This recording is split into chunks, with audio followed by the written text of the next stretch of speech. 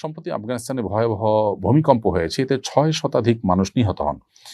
কাছাকাছি সময়ে সুদানে কম্পে সহস্রাধিক মানুষ নিহত হয়েছে।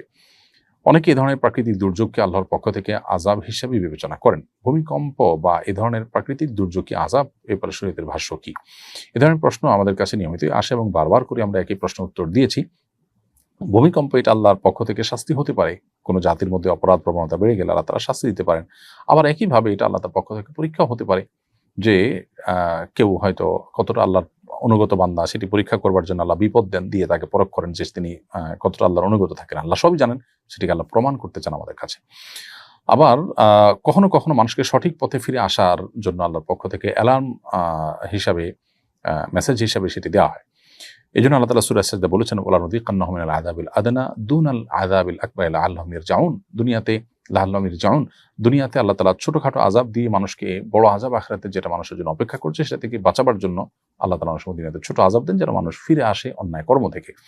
তো মানুষের ব্যক্তিগত বা জাতীয় জীবনে বিপর্যয় বা বিপদ যে কোনো কারণে হতে পারে, তার কোনোটিকে আল্লাহর আযাব হিসাবে আমরা ট্রিট করব এবং ট্যাগ করব, সেটি কিন্তু সবসময় করবার সুযোগ নেই।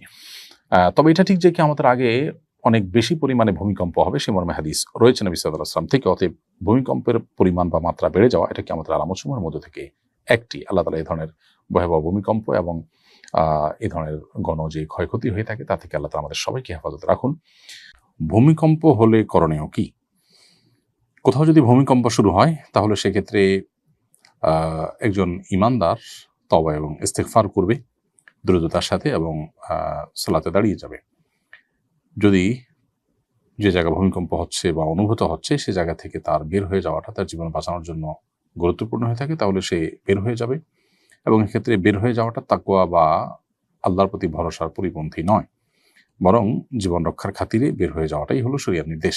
আল্লাহ তাআলা আমাদেরকে বলেছেন, ওয়ালা তুলকু বিয়াইদিকুম ইলা তাহলুকা, তোমরা নিজেদেরকে ধ্বংসের দিকে ঠেলে দিও না। সো ধ্বংস হতে যাচ্ছে জানলে আপনি সেখান থেকে বের হয়ে যাবেন। আর যদি সে পর্যায়ে না হয় বা আপনি যেখানে আছেন সেই জায়গাটা সেফ মনে হয়, তাহলে সেক্ষেত্রে আপনি সালাতের দিকে ধাবিত হবেন। নবী সাল্লাল্লাহু আলাইহি ওয়াসাল্লাম কানা ইযা হাযাবাহু আমরুন সাল্লা, কোনো পেরেশানি আসলে তিনি নামাজ পড়তেন। বাট এখানে যদি নামাজে দাঁড়ালে আপনি বিপদের কারণ হয় তাহলে আপনি বের হয়ে যাবেন এবং ইস্তিগফার করবেন, আল্লাহর দিকে রুজু হবেন। সাধারণত এই ধরনের পরিস্থিতিতে ইস্তিগফার, তওবা এবং এই জাতীয় আমলগুলো জিকিরের মাধ্যমে যদি আমরা নিজেদেরকে নিরাপদ জায়গায় সরাবার চেষ্টা করি, আল্লাহ না কোনের মধ্যে মৃত্যু হলেও আমি মুত্তাকিদের মৃত্যু বরণ করলাম।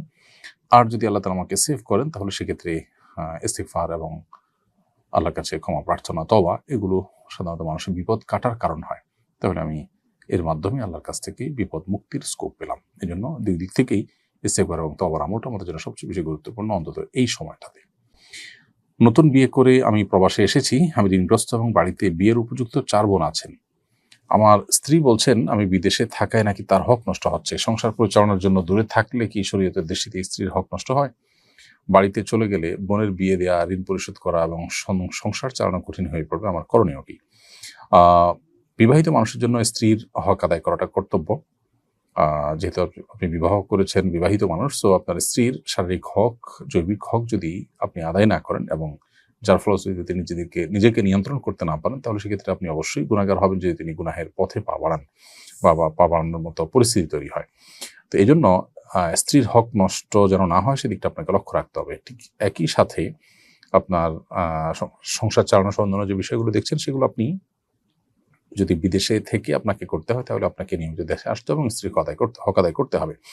আপনি সর্বোচ্চ 4 মাসের মধ্যে একবার স্ত্রীর হক আদায় করলে বা দেশে আসলে সেক্ষেত্রে আপনি হয়তোবা স্ত্রীর হক আদায় করেছেন এবং এক্ষেত্রে স্ত্রীর আপত্তি এটাকে অগ্রাহ্য আপনি করতে পারবেন। সেটা যদি না করতে পারেন, আরো লম্বা সময় হয়, তাহলে আপনি স্ত্রীকে ম্যানেজ করে যদি হয় তাকে সবর করান, তাকে ধৈর্য ধারণ নসিহত করান, তিনি তাকে মানিয়ে নিতে পারেন, তাহলে সেক্ষেত্রে বিনয়ের সাথে, বিনম্রতার সাথে আলোচনার মাধ্যমে তাকে যদি আপনি না মানিয়ে নেন তাহলে সেটা আপনার জন্য জায়েজ হবে লম্বা সময় থাকা। আর যদি সেটা না করেন তাহলে সেক্ষেত্রে আপনি ঠিকই গুনাহগার হবেন। প্রশ্ন হলো যে তাহলে আমার ঋণ এগুলোর কি হবে? তো উত্তর হলো যে আপনি দেশে চেষ্টা করবেন। আপনার জন্য বিদেশ যাওয়া তাকে আল্লাহ তাআলা ফরজ করেন নাই। আপনি দেশে গিয়ে চেষ্টা করবেন। হয়তো অল্প সময়ে ঋণ পরিশোধ হতে সেটা লম্বা সময় লাগবে, কিন্তু আপনাকে ব্যালেন্স করতে হবে। আপনি ঋণ পরিশোধ করতে গিয়ে বা সংসার চালাতে গিয়ে, ভাই বোনকে আপনার টাকা পয়সা দিতে গিয়ে স্ত্রীর হক